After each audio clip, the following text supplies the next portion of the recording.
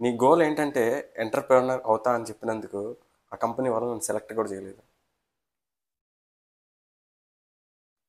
Point విషయానికొస్తే 2017లో నేను diploma in ceramics చదువుతున్నాను. నేను సెవెంత్ సెమ్‌లో ఉన్నాను. Final sem. అండ్ మా కాలేజ్ వాళ్ళు కొన్ని క్యాంపస్ ఇంటర్వ్యూస్‌కి అయితే కంపెనీస్‌ని తీసుకొచ్చారు.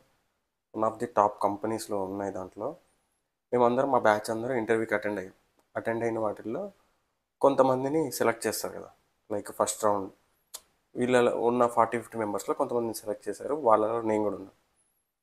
అండ్ వాళ్ళలో ఇంకొంతమందిని సెలెక్ట్ చేశారు. Like next step. దాంట్లో కూడా నేనున్నాను. లాస్ట్‌కి ఒక 5-6 మెంబర్సే మిగిలారు. వాళ్ళలో నేనున్నాను. మ్యాక్సిమం బయట ఇంటర్వ్యూ జరిగే దగ్గర చూస్తున్న మా ఫ్రెండ్స్ అందరూ నేను కూడా సెలెక్ట్ అయ్యానని చెప్పేసి అనుకున్నారు.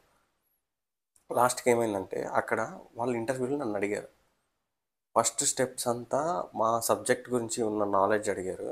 దాన్నంతా చెప్పుకుంటూ వచ్చాను. లాస్ట్‌లో నీ గోల్ ఏంటి అని అడిగారు. నా గోల్ ఎంటర్‌ప్రెన్యూర్ అవ్వడం అని చెప్పాను. ఓకే. ఆల్ ది బెస్ట్ అని చెప్పి పంపించేశారు. బయటకొచ్చాక మా ఫ్రెండ్స్ అందరూ నేను కూడా సెలెక్ట్ అయిపోయానేమో అని చెప్పి కంగ్రాచ్యులేషన్స్ అన్నీ చెప్పారు కానీ లాస్ట్ అండ్ ఫైనల్ చెక్ చూసుకుంటే నేనైతే సెలెక్ట్ కాలేదు దాంట్లో. ఎందుకు? ఎంటర్‌ప్రెన్యూర్ అవుతా అని చెప్పిన విషయం వల్ల. మా ఫ్రెండ్స్ అందరూ కూడా చాలామంది నన్ను కామెడీ చేయడం స్టార్ట్ చేశారు. ఎంటర్‌ప్రెన్యూర్ స్పెల్లింగ్ చెప్పవా? ఎంటర్‌ప్రెన్యూర్ అవుతావా? ఎంటర్‌ప్రెన్యూర్ అంటే ఏందో తెలుసా? అదా? ఇదా?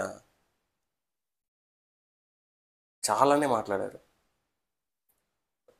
నేను అందరిలాగే నార్మల్ మిడిల్ క్లాస్ పర్సన్‌నే. నేనేమి హై లెవెల్ కాదు. బట్ ఎంటర్‌ప్రెన్యూర్ అంటే ఎవరో కాదు. జీరో నుంచి స్టార్ట్ చేసి దాన్ని మల్టీ మిలియన్ బిజినెస్ చేసేవాడే ఒక ఎంటర్‌ప్రెన్యూర్. ప్రతి ఒక్క బిజినెస్ జీరో నుంచే స్టార్ట్ అవుతుంది. మనం కూడా అట్లాగే ఒక పర్ఫ్యూమ్ బ్రాండ్ అనే దాన్ని స్టార్ట్ చేసాం. దీన్ని కూడా నేను హై లెవెల్కి స్కేల్ చేయాలని అనుకుంటున్నాను. నెక్స్ట్ మన పర్ఫ్యూమ్ బ్రాండ్ గురించి అండ్ మనం బ్రాండ్ ఎలా స్టార్ట్ చేసాం దీని గురించి చాలా ఇన్ఫర్మేషన్ అయితే ఎవ్రీడే ఒక రీల్లో వస్తుంది. మీకు ఎడ్యుకేషనల్గా ఉపయోగపడుతుంది అండ్ ఎంటర్టైన్మెంట్ పర్పస్కి కూడా ఉపయోగపడుతుంది. నేను చెప్పిన కంటెంట్ స్క్రిప్టెడ్ కాదు, రియల్ టాక్ అనమాట. రియల్ టాక్ అంటే దీనికి స్క్రిప్ట్ ఏమి ఉండదు. డైరెక్ట్ మైండ్లో ఏదైతే రన్ అవుతుందో అది జస్ట్ ఫ్లోలో వచ్చేస్తుంది. మాట్లాడడం ఒకటే.